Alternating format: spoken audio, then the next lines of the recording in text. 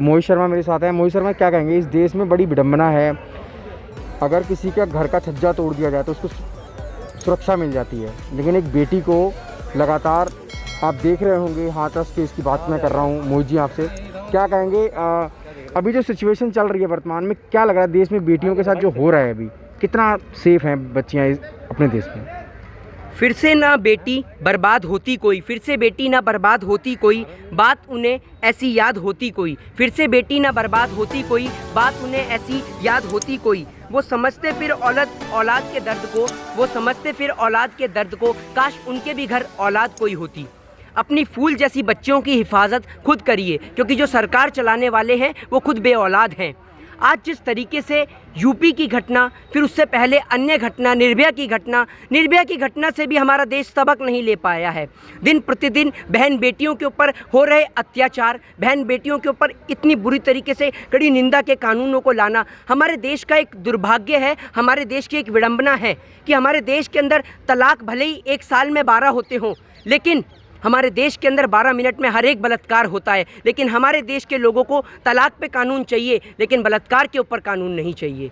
जिस तरीके से उस माँ को, उस भाई को और उस बेटे को आज घर के अंदर कैद कर दिया गया है, ये उस माँ का सिर्फ एक इतना सा जुल्म है कि उसने एक बेटी को जन्म दिया है, उसने भारत देश के अंदर एक बेटी को जन्म दिया है। और मैं देश के उन लोगों से कहना चाहता हूँ, तमाम जनों से, कि जो आज वो बेटी आपके और हमारे बीच में नहीं रही है, वो बहन मनीषा आज आपके और हमारे बीच में नहीं रही है, रक्षाबंधन के दिन, या कह लें कि अभी कुछ समय बाद जब भैया दौज आएगा या रक्षाबंधन आएगी, तो उस भाई की कलाई पे कौन बहन राखी बांधेगी? ज़रा सोच के देखिए। और उन निर्दयी लोगों को, उन जुल्मी लोगों को इतना सा भी तरस नहीं आया कि कम से कम एक बार जिस माँ से उन्होंने जन्म लिया है, या उनके भी घर में बहन और बेटी होगी, ज़रा सा उस बहन और बेटी के खातिर, उस बहन बेटी के चेहरे को सामने लाकर उस बहन और बेटी को छोड़ देते। अपनी हवस अगर आपको मिटानी थी तो कम से कम अपने घर के अंदर माँ बहनों को तो देखते, अपनी माँ बहनों को सोच के तो देखते। आप जैसे लोग कभी इंसान पीढ़ी के नहीं हो सकते। आप जैसे लोग इस देश के अंदर जानवर हो, आप लोग इस देश के अंदर वैश्य दरिंदे हो। इस देश के अंदर नपुंसक वो नहीं जो बच्चों को जन्म ना दे सके। इस देश के अंदर असली नपुंसक वो है जो देश के अंदर बहन बेटियों को इंसाफ ना दिला सके। उस बहन बेटी का रातों रात अंतिम संस्कार कर दिया जाता है।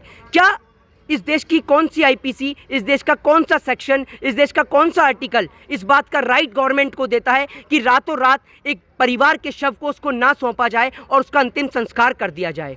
आप बताइए, आप देश के कानून मंत्री रविशंकर प्रसाद मुझे बताएं, मैं भी कानून का छात्र हूं, मुझे बताएं कौन सी आईपीसी कहती है, कौन सा आर्टिकल कहता है या कौन सा सेक्शन कहता है कि एक परिवार को उसकी डेड बॉडी ना सौंपी जाए? अगर एक चोर, डकैत, गुंडा मवाली भी होता है, या एक व्यक्ति जिसकी मृत्यु जेल में हो जाती है, तब भी वो उसका सौभाग्य होता है कि उसकी चिता को अग्नि उसका बेटा ही दे। ये सौभाग्य उनसे छीन लिया गया है। क्या ये लोग जो इस तरीके की यातना उस परिवार को दे रहे हैं जिसके साथ इतनी बड़ी घटना घटित हो गई, और अभी भी जुल्म उसी के परिवार को हो रहा है? उत्तर प्रदेश के मुख्यमंत्री योगी आदित्यनाथ, ये पहली बात कभी योगी नहीं हो सकता, क्योंकि महिलाओं के सम्मान में मैंने लंकाओं को जलते देखा है। ये ना जाने कौन लोग हैं जो मोमबत्तियां और कैंडल लेके आ जाते हैं, नहीं तो महिलाओं के सम्मान में लंका दहन होते देखी है हमने इस देश के अंदर महारानी लक्ष्मीबाई जैसी लोगों को देखा है, महिलाओं को देखा है। हमने इस देश के अंदर, आज समझ में आता है कि महिलाएं हों तो फुल्लन देवी जैसी, जिनसे लोग कांपते थे, कतराते थे, डरते थे, और आज बहन बेटियों को वही फुल्लन देवी जैसी महिलाओं को, रानी लक्ष्मीबाई का और माँ काली का रूप धारण कर इन राक्षसों का सर्वनाश करना है। जिस तरीके से जिस प्रदेश में बहन बेटी की इज्जत आबरू नहीं बचाई जा सकती, उस देश के मुख्यमंत्री को तुरंत इस्तीफा दे देना चाहिए। और उत्तर प्रदेश के मुख्यमंत्री महोदय जो बहन बेटियों को इंसाफ दिलाने में असफल हैं, न जाने जबान उस बहन की काटी गई और गूंगे उत्तर प्रदेश के मुख्यमंत्री और उत्तर प्रदेश की कानून व्यवस्था और उत्तर प्रदेश की सरकार हो गई। उत्तर प्रदेश के माननीय मुख्यमंत्री ढोंगी आदित्यनाथ उर्फ अजय सिंह बिष्ट से कहना चाहता हूं कि अगर आप उस बहन को, उस बेटी को इंसाफ न दिला सकें तो ये चूड़ियां अपने हाथ में पहनकर और सूट सलवार पहनकर देश की जनता से कहीं मुंह छिपा लेना, क्योंकि आप जैसे लोग धब्बा हैं इस देश के अंदर। बलात्कार चाहे किसी के भी साथ हो, बेटी चाहे किसी की भी हो, चाहे वो मौलाना की हो चाहे पंडित की हो, बेटी बेटी होती है और हर बेटी की इज्जत आबरू समान होती है। और हम हर बेटी की इज्जत आबरू के लिए, उसके मान सम्मान के लिए कंधे से कंधा मिलाकर उसके परिवार के साथ खड़े हैं। और अगर इस देश की सरकार उस पीड़ित परिवार के साथ में कोई भी दुर्व्यवहार करेगी तो सरकार का हम निर्विघ्न विरोध करेंगे, और सरकार अगर इसके लिए हमें जेल में डालेगी तो हमें जेल में जाना भी मंजूर है। क्या कहेंगे मोदी, अभी किस तरीके का प्रावधान होना चाहिए? क्या कानून में परिवर्तन की जरूरत है या समाज को बदलने की जरूरत है? देश के प्रधानमंत्री महोदय पूरे विदेश का दौरा करिए है, शायद ही ऐसा कोई देश बचा होगा जिसका महोदय ने दौरा ना करा हो। महोदय आप एक बात बताइए, आप अमेरिका का कानून देखिए बलात्कार को लेकर, महोदय आप चाइना का कानून देखिए, आप सऊदी अरबिया का कानून देखिए। आप जब देश विदेश घूम के आते हैं और वहाँ का आपने बलात्कार का कानून देखा तो क्या आपको नहीं लगता कि बलात्कार को लेकर कानून बनना चाहिए? जानते हैं क्यों नहीं बनता? हमारे देश का दुर्भाग्य है कि हमारे देश के अंदर बलात्कार करने वाले नेता होते हैं, और वो नेता होते हैं कुलदीप सिंह सेंगर, चिन्मयानंद, नित्यानंद।